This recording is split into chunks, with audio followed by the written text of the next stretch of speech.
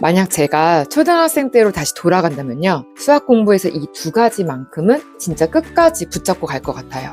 문제들 많이 푸는 거요? 선행 빨리 나가는 거요? 솔직히 다 필요 없습니다. 오히려 이 두 가지 안 잡혀 있으면 아무리 열심히 해도 중학교 가서 무너지거든요. 안녕하세요. 123 미니스입니다. 초등학생 때는요, 수학이 상대적으로 쉽습니다. 그래서 부모님들께서 이렇게 말씀하시는 경우가 많아요. 지금은 잘 따라가요. 틀리는 문제도 별로 없어요. 아직은 괜찮은 것 같아요. 근데요, 제가 상담을 하다 보면 가장 많이 만나는 상황이 있습니다. 초등 때는 별 문제 없던 아이가 중학교 들어가자마자 수학이 갑자기 어려워지는 경우. 이건 아이가 갑자기 못해진 게 아니에요. 초등 때 꼭 만들어 놔야 할 힘을 만들지 못한 채 올라간 경우입니다. 그래서 오늘 영상에서는 초등 수학에서 부모가 반드시 봐야 할 핵심 기준 두 가지, 그리고 이 기준이 왜 중고등까지 그대로 이어지는지, 지금 아이를 볼 때 어떤 관점으로 봐야 하는지 이걸 정리해 드리려고 하는데요. 이런 이야기들 상담에서 정말 자주 나오는 내용이고요. 제가 평소에 정리해서 학부모 대상 무료 강의나 학생 대상 무료 특강으로도 계속 나누고 있어요. 관심 있으신 분들은 영상 아래 고정 댓글에 있는 수학 최상위권 정보방 오픈 채팅방 한번 확인해 보셔도 도움되는 정보들을 많이 받아보실 수 있을 것 같습니다. 자, 그럼 이제 본론으로 들어가 볼게요. 초등 수학에서 부모가 반드시 봐야 할 핵심 기준 첫 번째는 문제를 구조적으로 분석하는 연습입니다. 초등학생들 중에는 이런 반응을 보이는 아이들이 정말 많은데요. 문제가 조금만 길어지면 이거 어려운데요? 이거 못 풀 것 같아요. 아직 문제를 제대로 읽어보지도 않았는데 어렵겠다는 판단부터 먼저 해버리는 거죠. 이 습관이 초등 때 만들어지면 중고등에서는 굉장히 큰 벽을 만나게 됩니다. 왜냐하면 중고등 수학은요, 문장도 길어지고 설명 속도도 훨씬 빨라지거든요. 문제를 구조적으로 보는 연습이 안 된 아이들은 수업 시간에 이런 일이 생깁니다.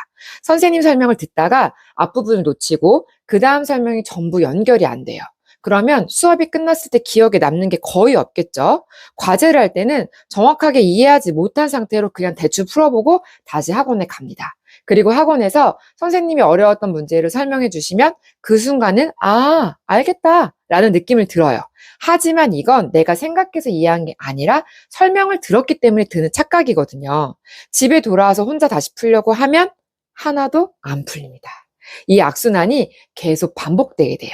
그래서 초등 때는 문제를 많이 푸는 것보다 문제를 구조로 나누는 연습이 훨씬 중요합니다. 이 문제에서 주어진 조건은 뭐고, 묻는 건 뭐고, 바로 계산해도 되는 부분은 어디고, 생각이 필요한 부분은 어디인지 이런 것들을 머릿속에서 정리하는 연습이요. 이 연습이 되어 있는 아이는 문제가 길어져도 일단 한번 해보자 라는 태도를 갖게 됩니다. 초등 수학에서 부모가 반드시 봐야 할 핵심 기준 두 번째는 교과 단원을 연결해서 되짚는 연습입니다. 부모님들이 정말 많이 착각하시는 부분인데요. 아이가 두 자리 곱하기 두 자리를 처음 나갈 때 이렇게 생각하시는 경우가 많아요. 처음 나가니까 설명을 잘 해줘야겠네. 절대 그렇지 않습니다. 다시 가르칠 필요 전혀 없어요. 두 자리 곱하기 두 자리는 완전히 새로운 개념이 아니라 이미 배운 내용을 확장해서 적용한 단계입니다. 두 자리 곱하기 한 자리, 한 자리 곱하기 두 자리, 이거 다 해봤잖아요. 부모나 선생님이 해줘야 할 건 설명이 아니라 연결을 유도해주는 질문입니다. 25 곱하기 4는 어떻게 했었지? 그럼 25 곱하기 40은 어떻게 해야 될까? 이런 질문들이요. 아이는 이런 연결 경험을 반복적으로 하게 되면 나중에 예습이나 선행을 나갈 때 선생님 설명을 들으면서 이거 예전에 했던 거랑 이어지네. 그래서 이렇게 되는 거구나. 이런 생각들이 자연스럽게 떠오르게 되는 거죠. 그러면 설명을 듣는 속도가 빨라지고 그 자리에서 이해가 되고 기억에 남는 것도 훨씬 많아져요. 그 결과 예습이나 선행에 대한 자신감과 한번 풀어볼까 하는 의지도 같이 올라가게 됩니다. 이런 기준들 사실 혼자 정리하기 쉽지가 않죠. 그래서 저는 이런 내용들을 모아서 학부모 대상 무료 강의나 학생 대상 무료 특강을 정리해서 나누고 있고요.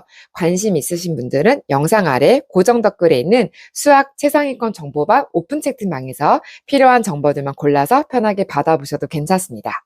자, 정리해 볼게요. 제가 초등학생으로 돌아간다면 수학에서 이 두 가지만큼은 끝까지 붙잡고 갑니다. 첫 번째, 문제를 어렵다 판단하기 전에 구조부터 나눈 연습. 두 번째, 교과 개념을 새로 가르치지 말고 앞에서 배운 것과 연결해서 되짚는 연습. 이 두 가지가 초등 수학의 진짜 핵심입니다. 오늘 영상 도움이 되셨다면 좋아요, 구독, 알림 설정까지 잊지 마시고요. 영상 보시고 궁금한 점은 댓글로 남겨주세요. 123 미니쌤이 직접 답해 드릴게요. 그럼 다음 영상에서 만나요.